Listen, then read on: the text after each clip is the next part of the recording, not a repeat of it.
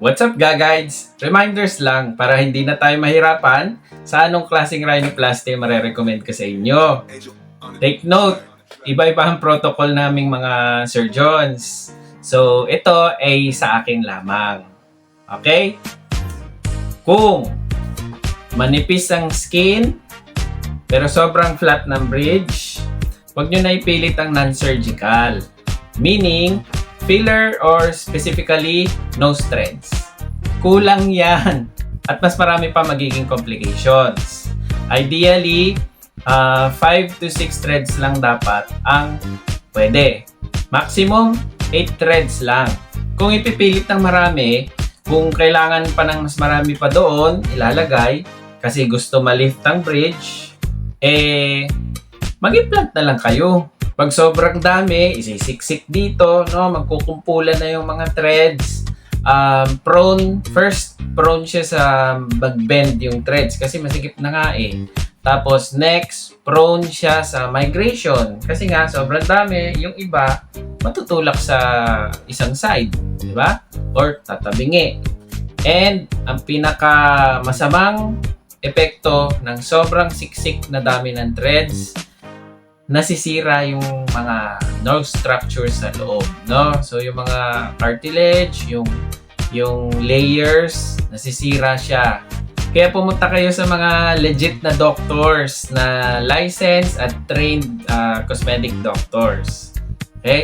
Pag mga doktor-doktoran lang, mga nag-coat-coat lang ng puti, no? Hindi nila alam yan. So, tanggap lang ng bayad yan at tusok-tusok, no? Monkey see, monkey do. Monkey see, monkey do. Kung ano yung nakita nila, kala nila ganun-ganun na lang. Hindi yun ganun kasimple. Ayokong nasa huli ang sisi ninyo. Okay? Walang pakialam yung mga yan sa inyo. Basta binayaran nyo sila at tinusok na nila, okay na yun sa kanila. Sa ganitong case, mababa yung bridge, flat, pero manipis yung tip. Recommended dyan is silicone implant. Preferably, not the US or the China grade. So, mas maganda pa rin yung Korean premium silicone implant. No? Budgetan nyo na lang. Kung may konting bridge naman, at manipis yung tip, then ayan, pwede tayo mag-hyco threads. Yun. Next, kung may bridge naman, kahit konti, pero very bulbous, very mataba ang nose tip, at kung maiksi ang kolumela, no? So, ganyan, iksi. Huwag nyo na ipilit ang non-surgical nose threads at silicone implant, hindi pwede. Silicone implants are augmentation materials, meaning pang-lift siya mainly sa bridge, not so much pang-reshape ng nose, especially yung lower part.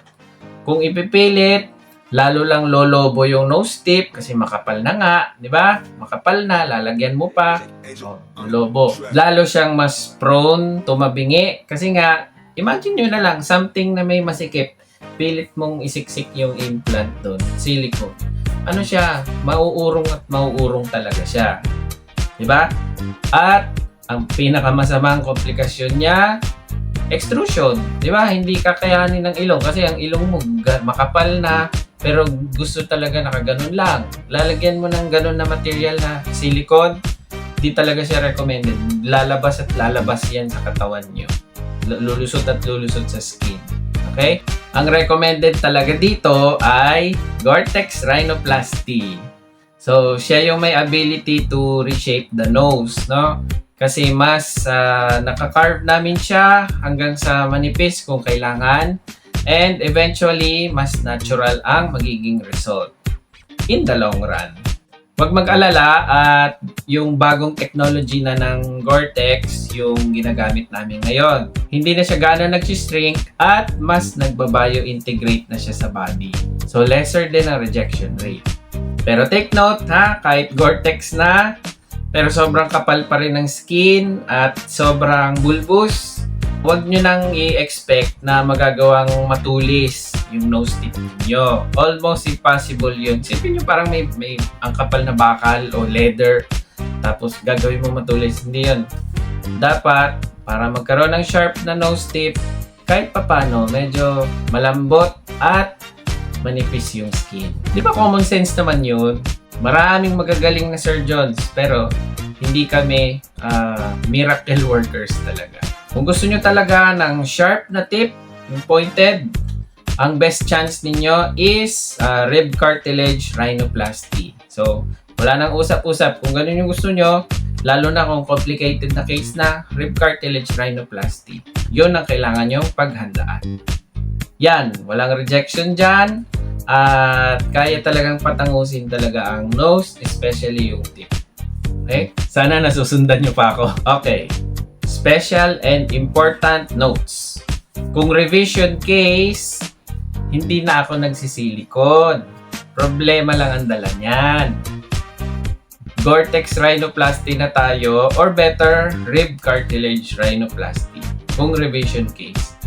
At special mention, kung bulbous ang nose tip, no? Taba. At kung revision case, wag nyo nang i-inquire ang no implant rhinoplasty kasi hindi ko na siya recommended. Bakit?